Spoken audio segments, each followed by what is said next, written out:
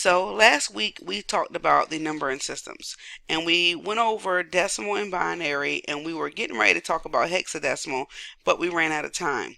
So before we move forward to hexadecimal, let's just refresh on decimal and binary. Decimal, of course, is the everyday numbering system we use in life. You learned about it in elementary school. It has 10 digits, 0 to 9. It uses the powers of 10. And another name for decimal is base 10. So I told you guys about my little chart here. We made charts on Friday, and I encourage you that when you get ready to take a test, that you know the numbering system is going to be on that test. Then you definitely want to make sure you create a chart and make life a whole lot easier for you. So looking at this chart here, I already have my powers of 10 on the first row, 10 to the 0 through the third. Then the second row, I went ahead and just made my calculation so you can easily see those numbers converted. 10 to the 0 power is 1, of course, and then we have 10 to the first, 10, and 100, and so on and so forth. So it's just a reminder, just from elementary school, when you have the ones place, the tens place, the hundreds place, and the thousands place, and so on, you know where that comes from. So the reason why this number here, 3,572, is 3,572 is because you have a 3 in the thousands place. That means you have 3 1,000s. 5 in the hundreds place, so you have 5 100s. 7 in the tens place, so you have 7 tens, and a 2 in the ones place, so you have 2 ones. So when you add all that up, 3,000 plus 500 plus 70 plus 2, you get the number 3,572. So as you can see here, for this numbering system and for all numbering systems, the way you calculate the decimal value is by simply multiplying the number by the value of the position. The value of this position here is 1,000. So we'd multiply 3 by 1,000 and we would get 3,000. And moving on, let's make these a little bit bigger for you so you can see them. Moving on here, the value of this position is 100. So we say 5 times 100 and we would get 500. The value of this one is 10. So we say 7 times 10 and we have 70.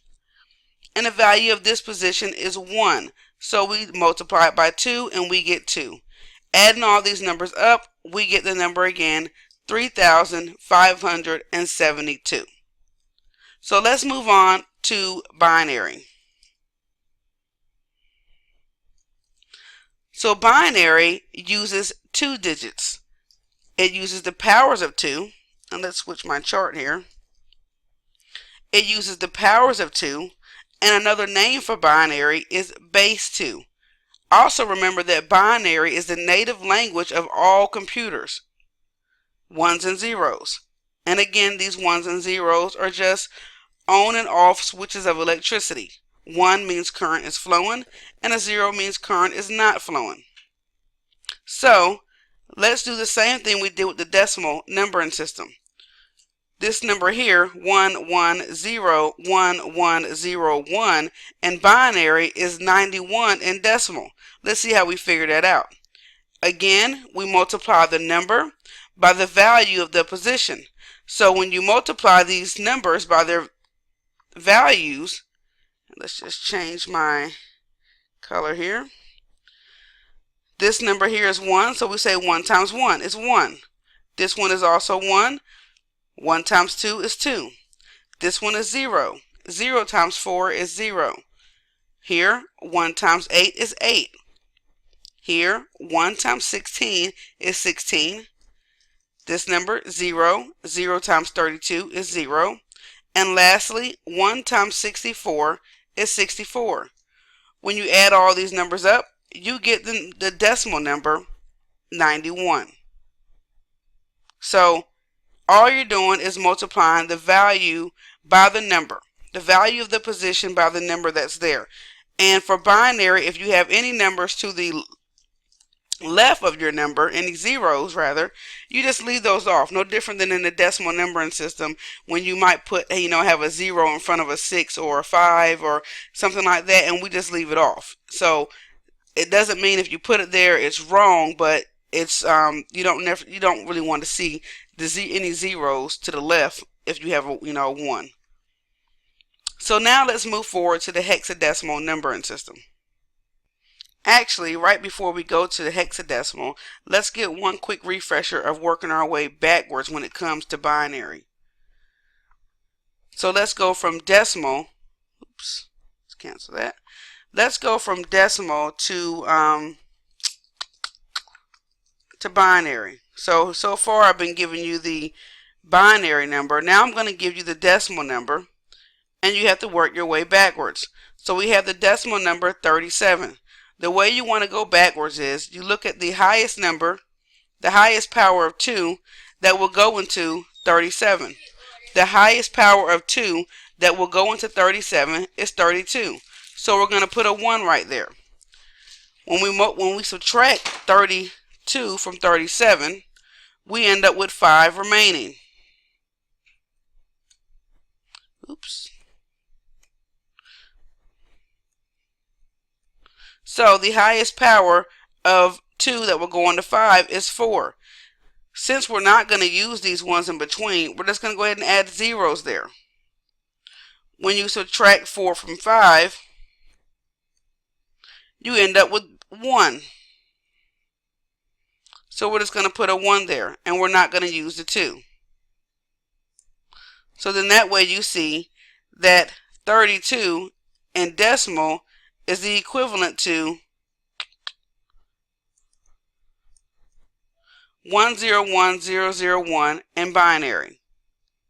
And that is how you work your way backwards. And of course, numbers are infinite, so if you need to go further, let's say if you have a number as large as 267 or something like that, you would just continue using the powers of 2 to go a little bit higher. So now let's move forward to hexadecimal. Okay, so the other day we had a warm-up question, and that question was, what numbering system do mainframe computers use? And the answer to that was hexadecimal.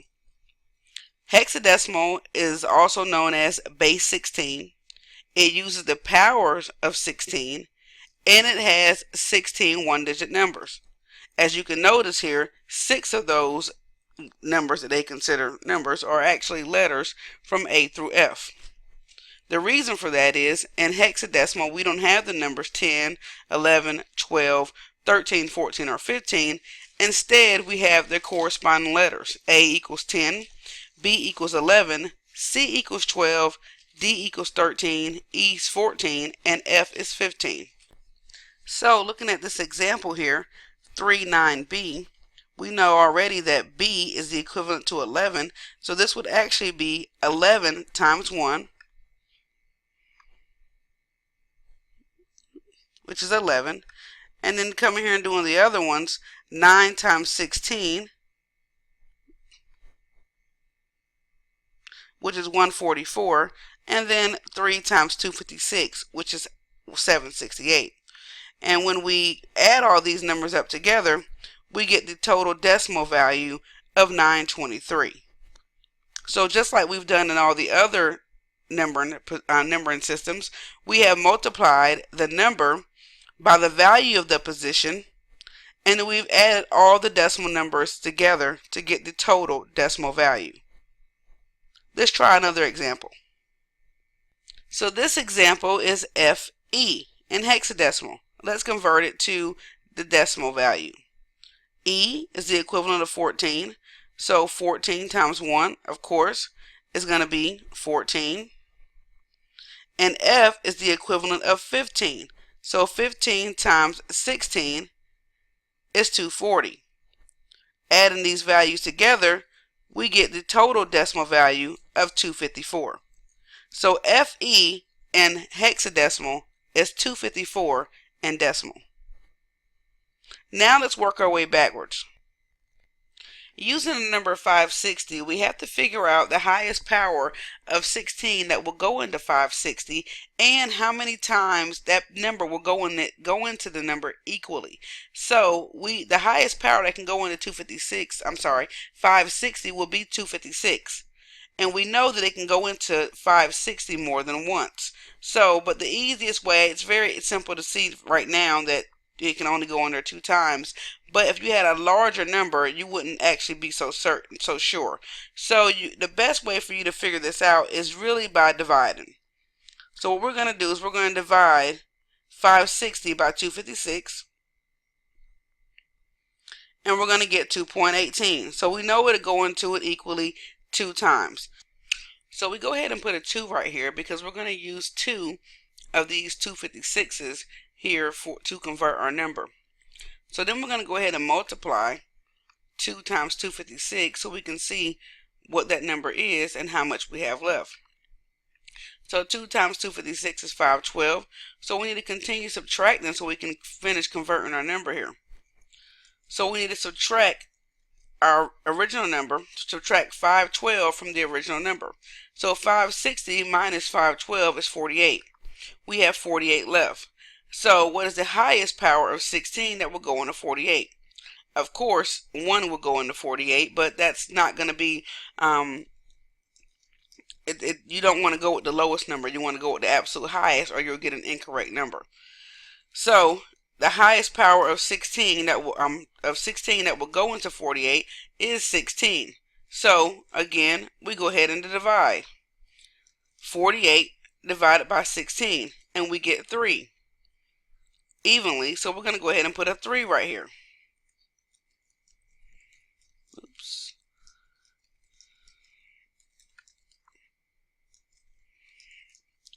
So now we have 2 and a 3, and by this being 48, we don't have anything left. So since there's nothing left, a 0 is put in place here. Therefore, 560 in decimal is the equivalent to 230 in hexadecimal. And you can multiply those numbers to make sure your number is right. 1 times 0 is going to be 0. 16 times 3 is 48. And 2 times 256 is 512. When you add those numbers together, you'll get your original number, 560. So the last thing we want to talk about with hexadecimal is converting it to binary. Earlier in 101, we started talking about programming languages. And we started going over machine code and how machine code is binary, but also known, it can also be referred to as hexadecimal as well. And the reason why is because any single digit of hexadecimal can easily be converted to binary. How that's done is, if you look here, the highest digit of hexadecimal is F, and it has a value of 15.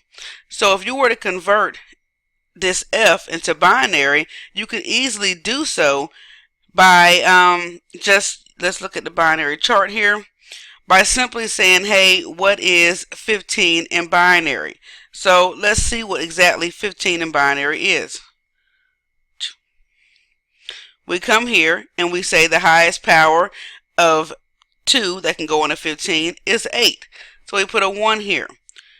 15 minus 8 is going to be 7, so the highest power is going to be 4. We have 3 left. Oops. Right here, we're going to use a 1 here and a 1 here. So that means any digit of hexadecimal is going to be 4 bits or less. So that's why binary is so easily, or hexadecimal, I'm sorry, is so easily converted to binary, and why they started out with the 1s and 0s and then they started using hexadecimal for machine code. So if you look at it and you want to convert the hexadecimal number FF into binary, you could easily do that digit by digit. First F, 1 1 1 1, and then you know the second F is also going to be 1 1 1 1. No digit is going to be greater than 4 bits. No hexadecimal digit is going to be greater than 4 bits. So FF in hexadecimal is the equivalent to 1 1 1 1 1 1 1 1 in binary. And you can always double check that by first, what is FF in hexadecimal? What is the decimal value of that? This is going to be 15. This is going to be 240. So FF excuse me. So FF in hexadecimal is equivalent to 255 in decimal. So then we go back to our binary chart and we count all this up. So once you finish counting and adding all your values of these ones here, you will also get 255 in decimal. So that is the end of our numbering system lecture. We've already covered decimal, binary, and now we have reviewed hexadecimal. If you have any questions regarding this, please do not hesitate to send me an email. You can find my email listed in our Google Classroom or on our Google website. Thank you.